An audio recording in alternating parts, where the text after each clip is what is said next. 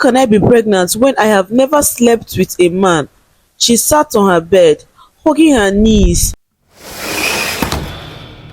Ife was a 15-year-old girl who loved making friends. She enjoyed going out, laughing and having fun. But her parents, oh, they were always warning her.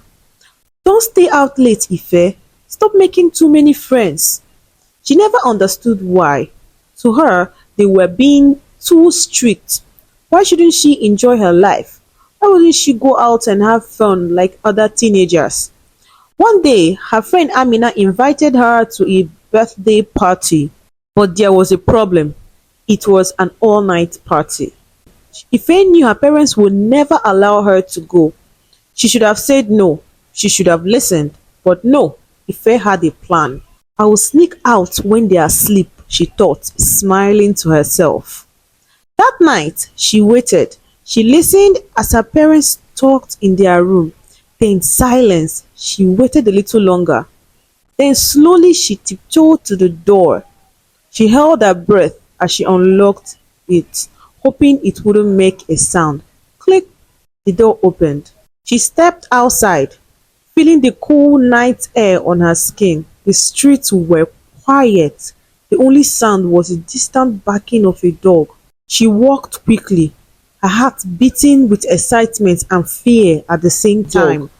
For a brief moment, she hesitated. Maybe her parents were right. Maybe she shouldn't be out this late. But then she shook the thought away and hurried toward her friend Amina's house where the birthday party was in full swing. The moment she stepped inside, music and laughter surrounded her. Everyone was dancing, eating and having a great time. Ife quickly joined in, feeling proud of herself for making it. As the night went on, one of her classmates, Obinna, handed her a glass of wine. "Relax, Ife, have some fun," he said with a smile. She had never really drunk before, but she didn't want to seem boring, so she took a sip, then another. A strange dizziness crept over her. Her vision blurred slightly and her body felt heavy. "I just need to rest for a while," she mumbled, making her way to one of the empty rooms. As she lay down, voices whispered around her, but she couldn't keep her eyes open. When she woke up, it was early in the morning, around 5 a.m. Her heart pounded, her body ached, and as she sat up, she noticed something strange. Stains of blood on her clothes and pain she couldn't explain. A wave of fear rushed over her, but she pushed it aside, convincing herself it was just a monthly visitor. Moving carefully, she left the house before anyone could notice. The walk home felt longer, every step filled with discomfort. She didn't know why, but something inside her felt wrong. As she reached her house, she took a deep breath and quietly sneaked inside, making sure not to wake her parents. She climbed into her bed, hoping to sleep off the pain, unaware of what had just happened to her. 2 months had passed and Ife didn't feel like herself anymore. Some mornings she woke up feeling dizzy. Other times she felt so weak that she had to skip classes. Sometimes she even felt like vomiting. But no matter how sick she felt, she told no one. She didn't want her parents to know. They were always scolding her, always shouting about her bad behavior. She had stopped sharing things with them a long time ago, so she kept quiet. Then, after 3 months, she started noticing something strange. Her stomach was getting bigger. At first, she thought maybe she was just eating too much, but no matter how much she controlled her food, it kept growing. Slowly, fear started creeping into her heart. What is happening to me? She asked herself. One day at school, she finally told her best friend Amina. Amina, something is wrong with me, she whispered as they sat together behind the school building. Amina frowned. What is it? My stomach, it's getting bigger and I don't know why, Ife said, her voice shaking. I feel sick all the time and I'm always tired. Amina's eyes widened. She stared at Ife for a moment, then said something that made Ife's heart stop. Ife, are you sure you're not pregnant? Ife stared at her friend in shock. Then she suddenly laughed. That's impossible. I have never slept with any man. How can I be pregnant? But Amina didn't laugh. She looked at Ife seriously. Are you really sure, Ife? Ife opened her mouth to argue, but then she froze. A memory flashed in her mind. The night of the party, the drink, the dizziness, the whispering voices, waking up in pain, the stains on her clothes. Her hands started shaking. No, it's not possible, she whispered to herself. You need to talk to your parents, Amina said gently. They will help you. Ife shook her head quickly. No, I can't. They will be so mad at me. I can't tell them. Amina sighed. But you need to know what's wrong, Ife. You can't just ignore this. That evening, Ife went home, her mind spinning with confusion and fear.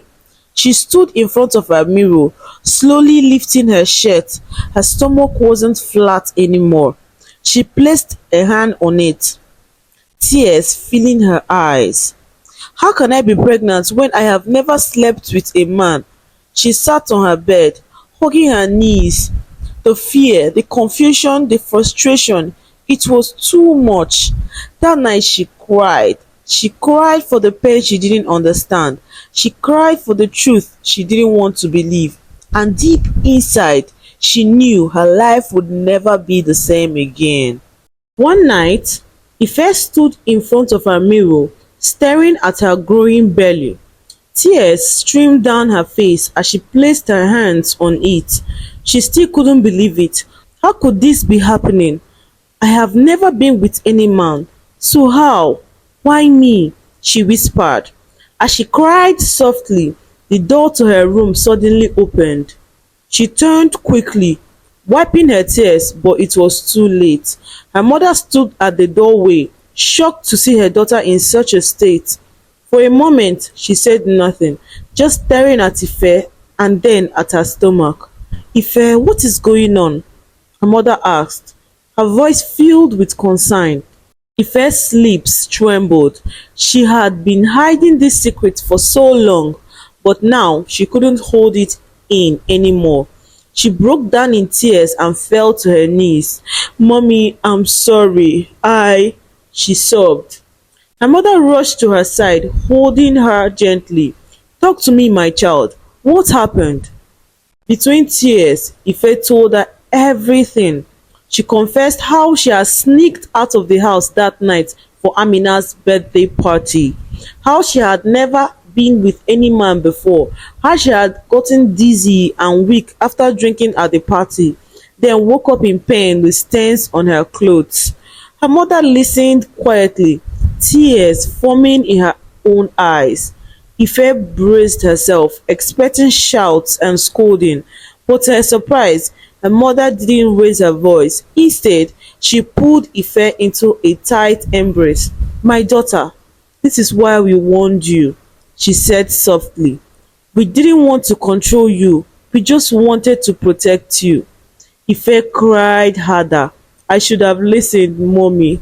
I should have listened. Her father was told everything that night.